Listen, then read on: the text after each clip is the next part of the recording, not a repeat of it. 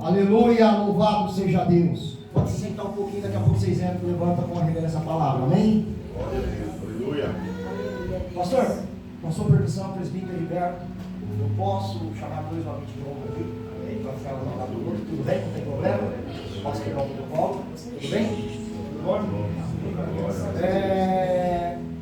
365 dias, não são 3 dias, não são 4 dias, são 5 dias, não são uma semana, não é um mês, são um ano, 365 dias.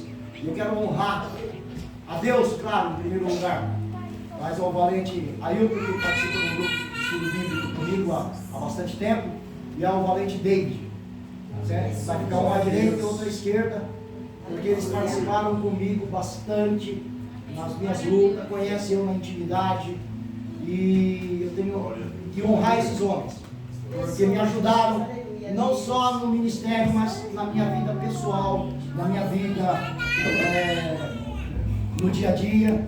E é difícil conseguir alguém para ajudar a gente, mas Deus é aquele que cuida da gente. Amém? Agora, por gentileza, com reverência à palavra, vocês abram o tema dessa festividade: desembainha a sua espada. Quantos aqui conhecem espada? Levanta a mão, por favor. Quantos conhecem? Quantos conhecem a bainha da espada? Ô, glória! Agora, quantos trouxeram as suas espadas? Quantos jogam colado nas suas espadas? Aleluia! Essa é a espada do valente, amém? Abram ela em 1 Samuel 22. Nós vamos ler do 1 apenas até o 5, tá bom? Chegou o nome, está para mim 10 minutos? É 10 minutos? Vamos cumprir, amém? Aqui? Eita glória! Oh, aleluia! Mas um dia embora que aqui na bolsa, né? Eu acho que já estamos satisfeitos. Amém? Todos acharam? Amém. Então desembainhe a sua espada. O tema dessa mensagem é desembainhe a sua espada até dentro da sua família, até dentro da sua casa, dentro da empresa, dentro do trabalho, aonde vocês estiverem, desembainhe a sua espada e usem. Aleluia. Tá? Esse é o tema da mensagem. Então Davi se retirou dali e se escapou para a caverna de Adulão. E ouviram os seus irmãos e toda a casa de seu pai desceram ali para ele, ou seja, desceram com ele, tá? Foram com ele. E ajuntou-se, Deus te abençoe. Melhorou, oh glória. E ajuntou-se a ele todo homem que se achavam em aperto, todo homem endividado, e todo homem de espírito desgostoso. E ele se fez chefe deles. E eram com ele uns 400 homens. E foi-se Davi dali a Mispa dos Moabitas e disse ao rei dos Moabitas: deixa estar meu pai e minha mãe convosco, até que eu saiba o que Deus há de fazer de mim. E trouxe-os perante o rei dos Moabitas, e ficaram com ele todos os dias que Davi estava no lugar forte. Nós vamos até o 4 só, amém? Podeis aceitar, Deus te abençoe a todos. Eu sou muito a favor da gente ficar na comunhão, porque com Deus se fala em espírito. Jesus, quando estava na terra, ele falou: aqueles que me adoram, quando ele encontrou aquela mulher samaritana, foi a primeira vez que ele se revelou como Deus, como Jesus. E ele falou: estamos procurando aqueles que adoram e que adorem em espírito e em verdade. Não tem como falarmos com o Senhor sem ficarmos na reverência. Ele é o rei, ele é reverência. Então a gente precisa de olho fechado, na comunhão. Porque a igreja é um contexto, é todos, não é apenas o irmão Flávio, o irmão Pérez, o David, o pastor René, É todos. Nós somos parte desse corpo. Cristo é o cabeça. Então nós precisamos estar na comunhão para receber aquilo que Deus quer falar com a gente. Então a gente sai de nossa casa já cultuando a Deus e já falando: Deus, eu quero te ouvir nisso, quero te ouvir naquilo, como o Senhor está vivendo. Assim eu tenho cultuado, assim são as minhas experiências com Deus hoje. Amém? Amém. Essa passagem, eu fiz um propósito com Deus de um mês para poder estar aqui, e eu cumpri. E muitas experiências agradáveis com o Senhor, muitas noites de visitação, muitas alegrias, muitas renúncias, e muitas às vezes perguntas sem respostas, com respostas. Esse é Deus, é o jeito dele trabalhar.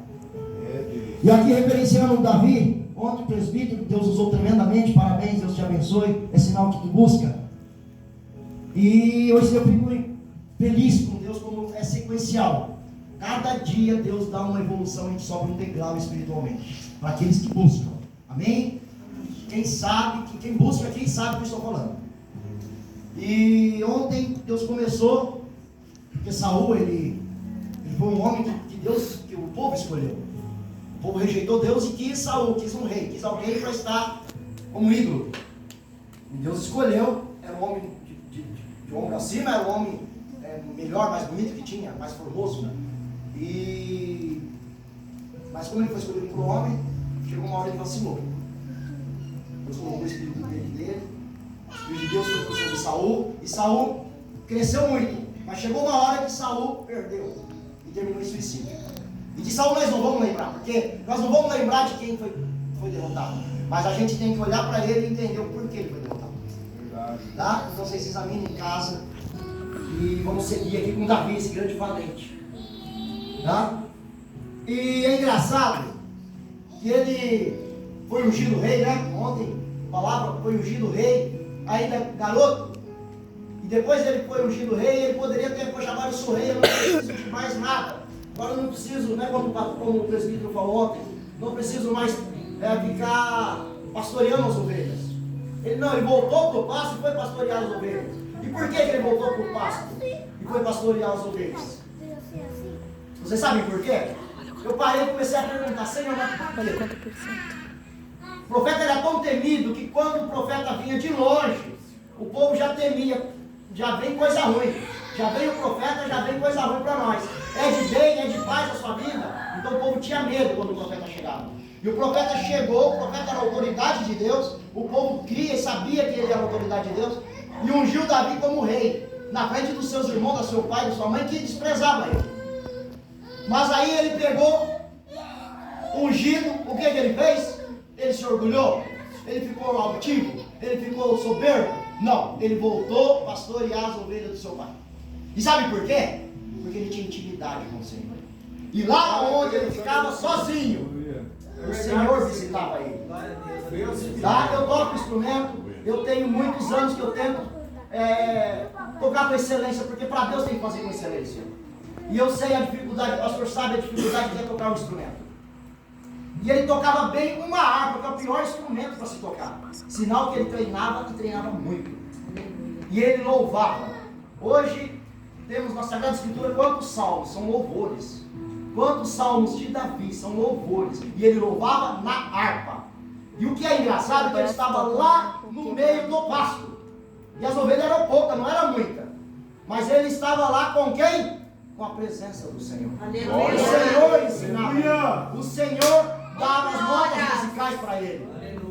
Hoje eu tenho professor e ainda assim é difícil. Ele não tinha professor, mas o Senhor ensinava. E sabe o que é engraçado? É que lá tinha alguém que via ele tocar, que via ele louvar o Senhor. Porque foram falar dele lá no palácio. E por falar dele no palácio, ele virou alguém que trazia paz para Saul. E trazendo paz para Saul com as melodias que ele cantava, ele ficou famoso no palácio. E daqui a pouco ele matou Golias. E daqui a pouco ele virou genro de Saul. Olha que peça. Ele é como Deus faz. Então aqui, ele fugiu para uma caverna. Vocês imaginam que caverna é úmido, caverna tem rato, caverna tem morcego, caverna tem tudo que não é bom. Eu imagino que caverna deve ser. E ele estava no palácio, genro do rei. palácio tinha todo o conforto, todas as mordomias. Ele tinha o direito porque ele matou o Golias. Então qual que era o direito dele? Isenção de impostos. E qual que era o outro direito? Casar com a filha do rei e ainda morar no palácio. Mas Saul, porque não tinha mais o Espírito Santo de Deus, a inveja estava nele. Quando a gente não tem o Espírito Santo de Deus, porque é fácil conhecer uma pessoa que está com Deus. Ela não tem altivez, ela não é orgulhosa, ela não é arrogante, ela tem as características, o caráter de Deus carrega essa pessoa. É o Espírito Santo de Deus. Mas Saul perdeu. E sabe o que é engraçado? É que Saul perdeu o Espírito Santo de Deus, Deus retirou e Deus mesmo colocou o espírito de perturbação. Aí vocês falam, caramba, não é o diabo que traz o espírito de perturbação? Deus manda em tudo, até no diabo. Então ele só toca na nossa pele, só toca em nós, se Deus, o poderoso, permitir.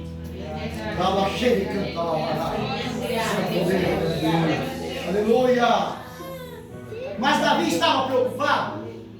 Davi deixou subir para ele porque ele era genro do rei, porque ele morava no palácio. Davi deixou subir para o coração dele. Ele continuou adorando a Deus, ele continuou sendo humilde, ele continuou louvando, ele continuou tocando harpa, ele continuou servindo. Aleluia. Ele não subiu para a cabeça dele, não subiu a arrogância, não subiu o orgulho.